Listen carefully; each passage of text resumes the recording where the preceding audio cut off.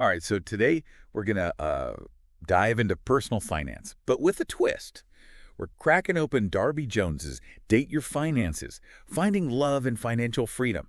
And let me tell you, it's not your typical finance book, like, at all. Definitely not a snoozer. Right. Instead of, the usual dry stuff, Jones uses this whole dating metaphor. Like, seriously, who knew budgeting could feel like prepping for a first date? It's brilliant, though, right? Because it makes these financial concepts relatable and even, dare I say, fun. Totally. And that's what we're all about in these deep dives. So first impressions, right? Yeah. Jones says chapter 1, like that whole put your best foot forward idea. It applies to our money, too. Absolutely. It's like you wouldn't show up to a first date in your PJs, would you? Okay, maybe some days. Aha, fair enough. But you get the point. Totally. So, like, what's the financial equivalent of dressing to impress? It all starts with a budget. Budgeting, that word always makes me cringe a little. I know, right? But Jones has this way of making it less painful. She says, a well-organized budget, it's like wearing a killer outfit. It shows you're taking your finances seriously and you're ready to make a good impression. So instead of dreading those spreadsheets, we should think of them as a chance to, like, wow, our finances. Exactly. Okay, I kind of love that, but what does that look like practically? Well, just like you wouldn't wear a ball gown to a coffee date, right? Your budget's got to fit your lifestyle. Okay, so it's got to be realistic. Yeah, and it starts with honesty. Like, got to be real about our income and expenses, no sugarcoating. Right. No pretending to be a millionaire when you're living paycheck to paycheck. Yeah. Oh, that reminds me of that guy Jones talks about in the book, the one who tried to impress his date with, like, this whole lavish lifestyle he couldn't afford. Oh, yeah, I remember that story. Talk about a recipe for disaster. Seriously? So it's just like dating, honesty is key. So no more financial fibs. Got it. Yeah. But when we're creating this, like, awesome budget, what should we be focusing on? So once you've got a clear picture of your cash flow, the next step is to identify your financial strengths and weaknesses. So it's like figuring out what you're good at and not so good at, financially speaking. Exactly. Are you a saver or a spender? Asking for a friend. Ha ha ha. We all have our tendencies. But the point is, once you know your patterns, you can make adjustments. Okay, that makes sense. It's like if you always overspend on eating out, maybe you try cooking more at home. So kind of like emphasizing our best financial features. Exactly. Now, speaking of knowing what you want, that leads us to a crucial aspect of financial planning, understanding your values and priorities. Ah, so just like in dating, where you got to know what you're looking for in a partner, you need to define what truly matters to you financially. Is it early retirement, owning a home, traveling the world? Exactly. And this is where I think Jones's dating metaphor really shines. It helps you connect your financial goals with your deepest desires and aspirations. So before we jump into, like, big financial commitments, Right. we need to take some time for some serious financial self-discovery. Exactly. It's like having that what am I looking for in a partner conversation, but with your money. And probably a lot less messy than trying to figure out your love language, am I right? Oh, definitely. So we've covered the first date of finances, budgeting, and the importance of setting clear financial goals. What other gems does Darby Jones have for us as we continue to date our finances? So moving on from those first impressions, Jones dives into the all-important money talks chapter because just like in those early stages of dating, communication is key, right? Okay, so we're talking about those sometimes awkward money conversations, but avoiding them is like ignoring a ticking time bomb. Exactly. And it's not just about talking about money. It's about learning to communicate effectively about your finances. Okay, so what's the secret sauce there? Especially when it comes to couples and money. Well, Jones, she's a big advocate for setting financial boundaries. Boundaries, huh?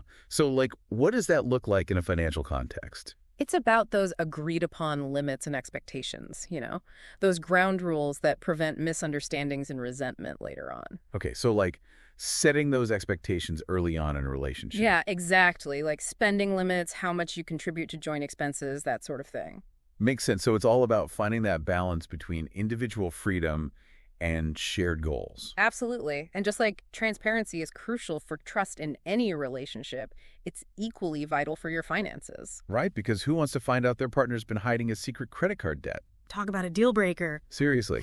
So being upfront about our financial situation, even the messy parts, is essential. 100%. Okay, let's talk about this whole financial vision board thing. Oh, yeah, Jones talks about that. It sounds kind of crafty. It might sound a little woo-woo, but it's actually a powerful tool. Okay, so instead of just, like, writing down, save for a down payment, Right. You'd find images that represent your dream home. Exactly. It's about creating a tangible representation of your aspirations. It makes them feel more real, more achievable. I can see how that would be motivating. Hmm. So we've got communication, boundaries, and even like vision boards. What's next on this journey of dating our finances? Well, just like dating might lead to exploring a deeper connection, Jones introduces the world of investing. Oh, so we're getting serious now. We're taking it to the next level. Okay, I'm ready. So how does dating even relate to investing? Okay, so remember how we talked about diversifying your dating pool? Right, don't put all your eggs in one basket. Exactly. It's the same with investments. Just like you wouldn't want to limit yourself to just one type of person, you shouldn't put all your money into a single investment. So diversifying our portfolio is like dating people with different qualities and backgrounds. You got it. It helps you find the right mix for your financial goals and risk tolerance. Okay, starting to see the connection here. And just like some people are comfortable with, say, a more adventurous partner, some are open to higher risk investments. But if you prefer stability and predictability, you might gravitate towards lower risk options, even if it means slower growth. Exactly. It's all about finding that balance between risk and reward that aligns with your financial personality. This is actually making investing a lot less intimidating. Glad to hear it. And speaking of finding the right match, Jones also talks about spotting red flags. Oh, red flags, just like in dating. What kind of warning signs should we be looking out for with investments? Well, one major one is investing in something you don't fully understand. It's like getting caught up in the excitement of a new relationship without really knowing the person, right? Exactly. You got to do your due diligence, research thoroughly, make sure the investment aligns with your goals. So, no more impulse buys in the investment world. Definitely not. Another red flag, ignoring those pesky fees and expenses. Because those little things add up. They really do. And just like you'd want to be with someone who shares your values, you should invest in companies that align with your ethical and social principles. Right. So if you're passionate about, say, sustainability, you'd look for investments in renewable energy companies.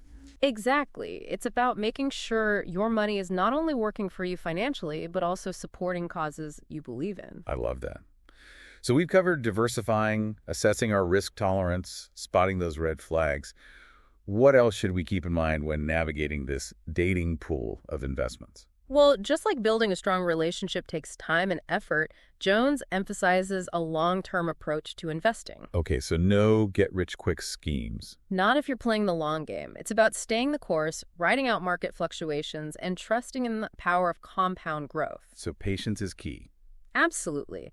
And, this whole long-term perspective actually makes me think about another important aspect of both relationships and finances: building trust. Okay, let's talk trust. How do we build that with our finances? Okay, building trust with our finances sounds kind of deep. What's that all about? Well, Jones, she's got this interesting comparison. She equates a good credit score to trustworthiness in a relationship. Whoa, okay, now that's a new one for me. How do those two even connect? Think about it. When you pay your bills on time, consistently, it's like showing up for your partner. You're reliable, responsible, building that positive track record. Okay, so those on-time payments are like little love notes to our credit score. Exactly. Each one builds towards a strong credit history. And that's like your financial resume, the one lenders look at to size you up. And a good credit score equals better interest rates, right? Bingo! It's like having a sparkling reputation opens doors to better opportunities. Makes sense. But what about when we stumble? Overspend a bit, miss a payment, life happens. It happens to the best of us. But just like relationships, it's possible to rebuild that trust after a financial fumble. So it's not about being perfect, but owning our mistakes. Exactly. Jones is all about taking responsibility. Acknowledge those missteps, make a plan to get back on track. That's key to rebuilding trust with yourself and others. It's like having that tough conversation with a partner after a disagreement. You address it head on. Right. Commit to doing better next time. Exactly. And just like open communication is vital for a healthy relationship, transparency is crucial for your finances. No more hiding those credit card statements then. Nope. Being upfront, even about the not-so-pretty stuff, it builds trust. And it lets you plan more effectively, especially with a partner. Okay, that makes a lot of sense. We've built trust, we've explored investing. Now what? Are we ready for those serious long-term financial commitments? The ones Joan compares to, taking the plunge. Absolutely. Just like planning a future together requires communication and a shared vision. Long-term financial planning, it's about aligning your goals with your decisions. Okay, so we're talking those big life milestones. Buying a home, maybe starting a family, retirement way down the line. You got it. And Jones, she suggests creating a financial timeline, like a roadmap. Love that idea. A visual representation of the journey, both personally and financially. Exactly. And just like relationships need work, long-term financial planning, it's ongoing. You're constantly reevaluating, adjusting, staying informed. So it's like those relationship check-ins, making sure you're both still on the same page. Precisely. Regularly review that budget, your investments, those goals. Make sure you're on track. But life, right, it throws curveballs, good and bad. And sometimes those unexpected events can really mess with our best laid plans. Absolutely. And that's where Jones's advice on bouncing back from breakups and financial setbacks, that's crucial. Okay, because whether it's a job loss, medical bills, even, a global pandemic, those things can really throw a wrench in the works. For sure. And just like recovering from a breakup takes time, self-care support, bouncing back financially requires a similar approach. So what's the financial equivalent of, like, a good friend offering a shoulder to cry on when things get tough? Jones swears by a solid emergency fund. That's your financial cushion, your safety net. Okay, so it's like having that backup plan when things go sideways. Exactly. And don't be afraid to seek professional help, too. Right, just like a therapist can help navigate a tough breakup, a financial advisor can offer guidance and create a plan. 100%. And finally, remember how relationships need to grow and evolve? Our finances are the same way. So it's a journey, not a destination. Exactly. Stay curious, keep learning, and refine those financial skills. It's an investment in yourself. I love that. So as we wrap up this deep dive, what's the key takeaway you hope listeners remember? Jones says it best. Date your finances, treat them right, and they just might return the favor. I love that. So it's about being intentional, respectful, aware, just like we would be in a romantic relationship. Exactly. And you might just find that financial freedom you've been searching for. Now that's something to think about. And on that note, we're calling it a wrap. Big thanks to you, our amazing listeners, for joining us on another deep dive. If you love this episode and want to keep the conversation going, head over to our social media and share your thoughts. Until next time, keep exploring, keep learning, and remember, just like in life, a little love and attention can go a long way with your finances.